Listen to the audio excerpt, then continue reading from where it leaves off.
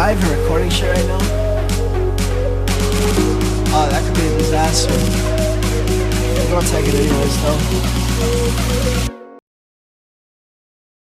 Қайырлы күн достар, қалайсыздар? Жарнамалық хабарландыру жазу сабағын қазір бастаймыз, және де осы сабақта сіз толығымен бүкіл жаңағы материалды дайындау бойынша толығымен бүгін үйренесіздер.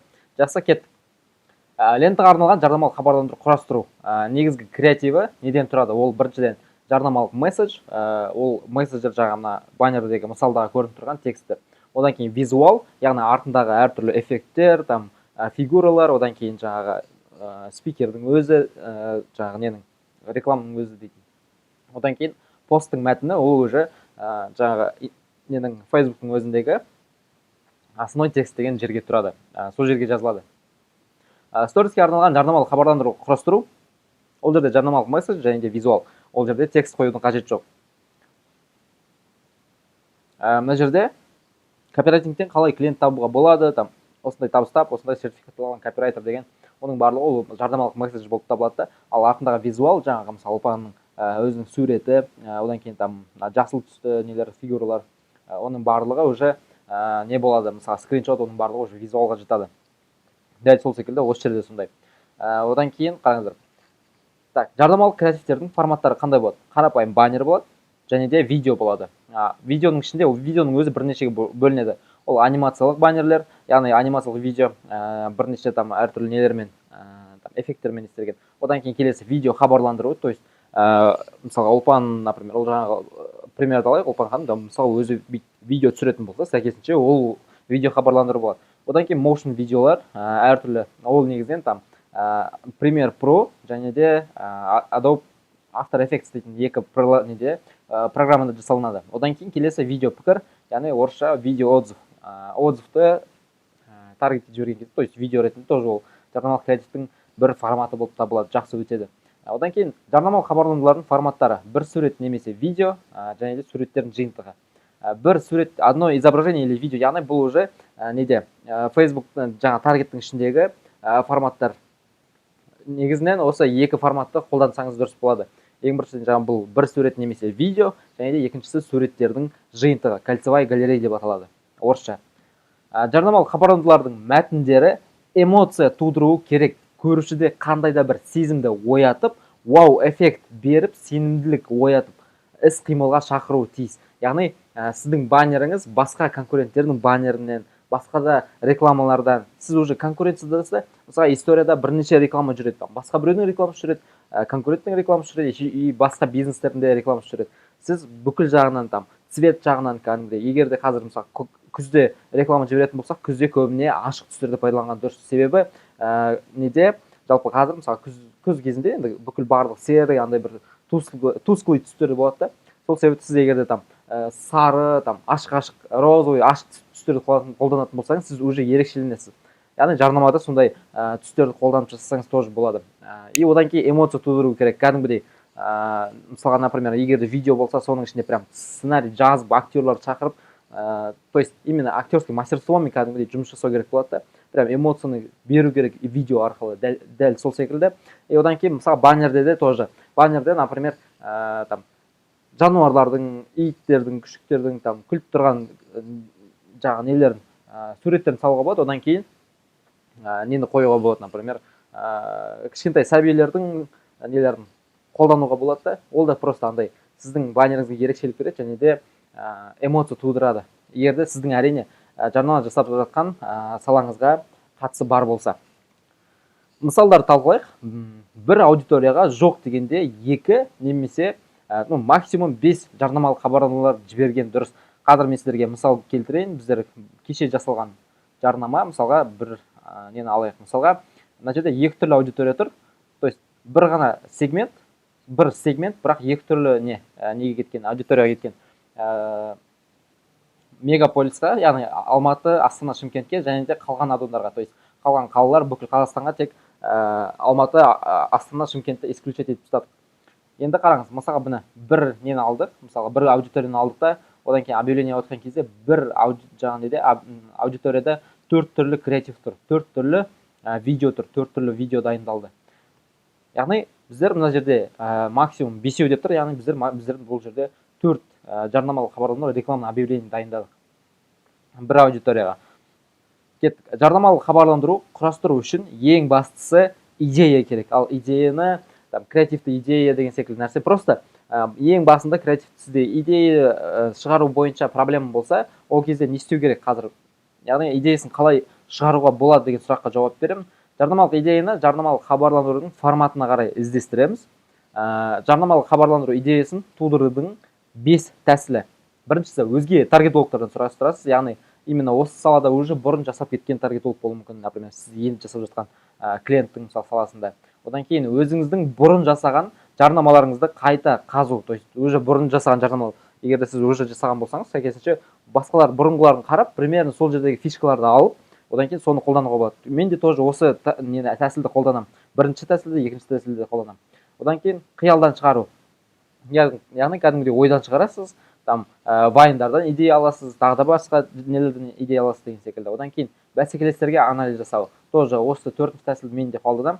То есть конкуренттерге анализ жасау арқылы ол конкуренттер уже реклама жіберіп, уже тестілегенде өздерінің баннерлерін, қайсы өтетін, қайсы өтпейтінін уже біліп алған. Просто солардың рекламаларын, жаңа нелерін қарап, сол жерден фишкаларын алып, өзіңіздің жаңа клиенттің саласына сәйкестендіріп жасау.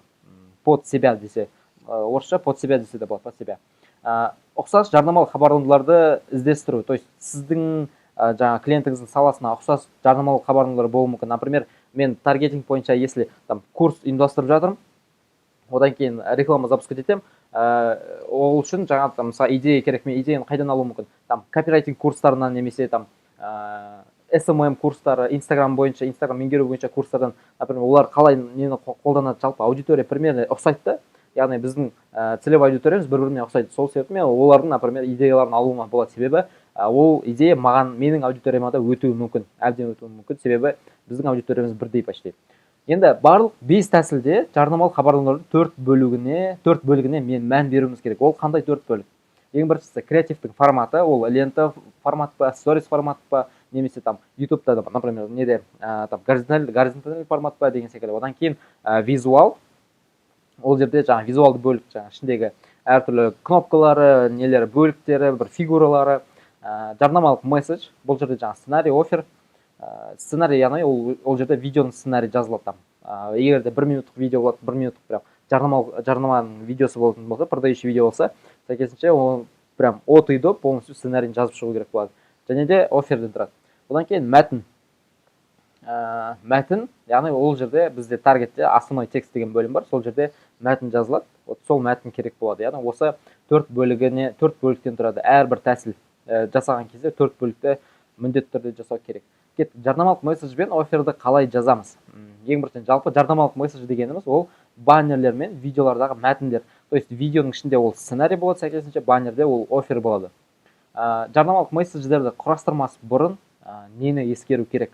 Ең біріншіден, өнімнің позициясы, позиционированиесі қандай? Например, мысалға мен бизнес бастауының рекламасын жасаймын, бізде позиция көбіне көк түсті, темный көк түсті қолданамыз деген секілді. Яғни әрбір кәсіптің өзінің позициясы болады. Одан кейін артықшылықтары, қандай артықшылықтары бар өнімнің, именно жаңа продукттың, одан кейін ерекшеліктері, например, бизнес бастауға келетін болсақ, например, 2 айда мысалға 300 000 теңге табыс тауып шығасыз деген секілді, осындай артықшылықтар бар. Одан кейін ерекшеліктері, бұның барлығын қайдан алам деген сұрақ болса, бұның барлығын бизнес иесіне сұрап алу керек. Сайтына, одан кейін әлеуметтік желілеріне барлығын зерттеу керек, осылардың барлығын қарау керек. Одан кейін Instagram болса, TikTok болсын, YouTube болсын, одан кейін мессенджерлеріне сілтемелердің барлығын сұрап алыңыз. Яғни WhatsApp, Telegram, ол жерде де тоже информациялар болады. Яғни әлеуметтік желілерінен қарайсыз. Клиент өзі байқамауы мүмкін, бірақ сіз именно сол жаңа мәтіндерден, мысалы, например, олар посттар шығарды, Instagramдағы посттарынан қарап, именно ключевой деген сөздерді таңдап аласыз. Например, бір жерде жазады, 3 сағаттың ішінде сізге, например, диваныңызды тазалап береміз, немесе 1,5 сағаттың ішінде үйіңізге тамақ жеткізіп береміз деген секілді, сонда бір жаңағыдай байқалмайтын сөздер болып қалуы мүмкін, вот солар өтеді, өте қатты өтеді. Өз өнімі жайлы толық ақпаратты бизнес иесі жақсы білуі тиіс. ол кісі уже өз-өзін жалпы біледі, қай жері артық екен, қай жері кем екен, барлығын сізге айтып беруі керек. Соның барлығын сұрап алу керек. Қызықсыз, ерекшелігі жоқ, басқаларға ұқсайтын мәтіндер жазудан аулақ болған жөн. Себебі однотипный рекламалардың барлығы өтпейді.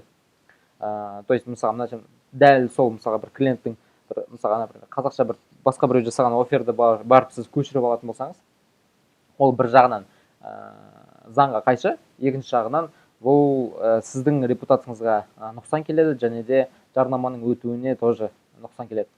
Кеттік. Нашар мәтіндердің мысалдары. Дәмді бургерлерді 1,5 сағат ішінде үйіңізге дейін жеткіземіз. 3 күннің ішінде сымбатты денеге ие бол, отбасымен демалатын орын тау, хостел, клиенттердің көп болған қаласаңыз маркетинг компаниясына жүгініңіз деген секілді. Осындай сапасыз мәтіндер болмас үшін өнім жайлы бизнес иесінен толық ақпарат алып алыңыз міндетті түрде. Жарнамалық месседж бен офферлерді жазуды бірге үйренеміз. Жарнамалық месседж әдетте бір немесе максимум 3 сөйлемнен тұрады. Мысалға, мына жерде 2 түрлі баннерді қойып қойдым. Мысал ретінде, то есть мұғалімдерге онлайн сабақ өтуді үйрететін марафон, сертификат ала аласыз, және де Telegram тіркелу үшін патрони батырмасын басыңыз. 3 сөйлемнен тұрады. Одан кейін жылдам оқу курсы, 16 сабақта оқу жылдамдығын 3 есе арттырыңыз, 16 сабақта 3 есе арттырыңыз. То есть ключевой сөздерді басқа түспен белгілеп қойдық. Одан кейін бағасы. Яғни бұл жерде даже бір сөйлемнен тұрады десек болады. То есть офер, жарнамалық месседждегі мәтін. Кеттік. Суреттегі мәтін саны жарнаманы көретін адамдар санына әсер етеді.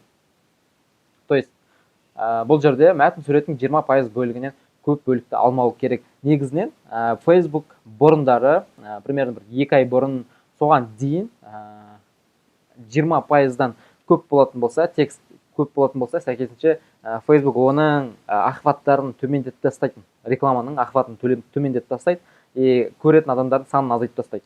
Ал қазір ол заңды алып тастады, бірақ соның өзінде бұл 20%-ды ескеру керек. Не себепті? Себебі адамдардың көзіне егер де толып тұрған текст болатын болса, ол тексттің біреуінде оқымайды. Ең самый ключевой сөзі, ключевой оферді неге баннерге қою керек болды. Басқа артық сөз қажет жоқ. Басқа сөздердің барлығын уже основной текст бөліміне, жаңағы мәтінге жазасыздар. Жарнамалық месседждердің мынандай форматтары бар. Біріншіден боль, проблема, яғни әдетте сұрақ қою арқылы жазылады. Сұрақ қойып, жаңағыдай несін жазасыз, толығымен сөйлем жазасыз. Одан кейін іс-қимылға шақыру, интрига, лид магнит, және де сенімділікті көтеру. Қазір әрқайсысын бөлек-бөлек, әрқайсына мысалдар келтірем. Біріншіден боль, проблема әдетте сұрақ қою арқылы жазылады. Ескеріп алыңыз міндетті түрде. Сұрақ қою арқылы. Мысалы, денеңдегі артық салмақтан шаршадың ба, үлкен пайыздық несиелер төлеуден жалықтың ба, өміріңнің қазіргі жағдайы көңіліңнен шықпайды ма, шетелге оқуға түскің келеді, бірақ қымбат па, ұбт-дан қалай жоғары балл жинауға болады деген секілді. Яғни адамның реально өзінің ойында жүрген сұрақтарды просто алып жаңа рекламалық месседжге, жарнамалық месседжге қоясыз. Одан кейін іс-қимылға шақыру. Алғаш консультацияға жазыл, видеолар тегін жүкте, жылдам оқу бойынша марафонға тіркел, тауарлардың толық ассортиментімен таныс бол, кәсіпкерлер клубының тіркелуге өтініш жібер деген секілді. Яғни бұл жерде ең маңыздысы не нәрсе? Адамға егер де сен былай жаса, деп айтпасаң, ол просто рекламаны көріп, даже оған ана офер өткеннің өзінде егер де іс-қимылға шақырмаған болса, сәйкесінше ол просто өтіп кете салады. Ана офер оның бойына тиіп тұрса да, егер де іс-қимыл болмаса, онда уже рекламаның сапасы, именно заявкалар аз болады. Одан кейін келесі интрига. Сіз күтпеген бағалар, 1 теңгелік кофе, ойлаңызшы, интригада 1 теңгелік, ол қалай 1 теңгелік кофе мүмкін емес қой деген секілді. Үйде отырған ана айлық табысын 3 есеге көтерді. То есть интрига кәдімгідей, ол қалай үйде отырған ана айлық табысын қалай көтереді ол деген секілді. Үйде отырып жұмыс істеп жатқан жоқ деген секілді. Одан кейін жалғыздықты ұмытыңыз деген. Кішкене бір түрлі болып қалды. Кеттік. Лид магнит, алдыңғы сабақтарда айттым, лид магнит не екенін. То есть магнит ретінде сіз клиенттерді тартып аласыз. Қалай тартып аласыз? Жаңағы оған тегін, бірақ сапалы бір нәрсе беру арқылы, сапалы бір өнім беру арқылы. Видео сабақтарды тегін жүктеп ал. То есть видео сабақ кәдімгідей нормальный өнім, оны сен бесплатно бересің. Сол арқылы сен клиенттің номерін аласың. Сен оған видео сабақ бересің, ол саған номерін береді. Одан кейін егер де жақсы жаба алатын болсаң, онда уже тағы да ақшасын береді. Одан кейін келесі, тегін консультацияға жазыл. Тегін консультация, яғни консультация ол өнім. Суретті өңдеуге арналған тегін фильтрлер жиынтығын жүктеп ал. Мысалы, жиынтығын жүктеп ал десеңіз, уже жүктеп алғысы келеді адамдар. Уже жаңа іс-қимылға шақыру керек бар. Келесі, бесінші сенімділікті көтеру. Нарықта 20 жыл бойы нарықта жүру деген секілді. Или нарықта 21 жыл, нарықта 19 жыл деген уже цифрлар кәдімгідей көрсетіледі. Одан кейін біздің клиенттер Каспий банк, Магнум, Тамас деп жазып қояды. Мысалы, например, реально по факту сондай нәрсе болатын болса, солай жазу керек. Например, клиент BI Group деп жазатын болса, уже ол әсер етеді. Егер реально BI Group, например, клиенті болса.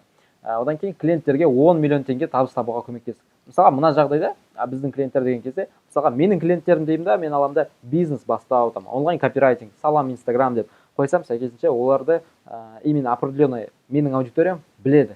Именно дамушы аудитория ол нелерді біледі. Яғни ол уже бір маған как-то не береді, сенімділік береді. Одан кейін, то есть именно маған басқа клиенттердің көзінен сенімділік береді. То есть маған уже адамдар сене бастайды. Клиенттерге 10 миллион теңге табыс табуға көмектестім. Мысалға, мен өзімнің например, клиенттеріме 90 миллион теңге табыс табуға көмектестім. То есть 90 миллион теңге табыс әкелдім деген секілді. Ол тоже сенімділікті береді. Студенттердің 90% курс нәтижесі ұнады. Студенттердің 90%-ына курс нәтижесі ұнады. Одан кейін мессенджердің әр форматын араластырып микс жасауға болады. Бағана боль, проблема, одан кейін іс-қимылға шақыру. Яғни мына жердегі әрбір жаңа форматтардың барлығын бірнешесін қолдануға болады. Осын, мысалға, например, осы 5 түрлі формат бар, осының барлығын бірнеше там екеуін, үшеуін бірге қолдансаңыз, вообще жақсы өтеді. Кеттік, міне, боль, проблема, іс-қимылға шақыру. Мысал ретінде, міне, артық салмақ мазаңызды алды ма, онда алғашқы тегін жаттығуға жазылыңыз деп. Осы проблемаңызды шешу үшін алғашқы тегін жаттығуға жазылыңыз деген секілді.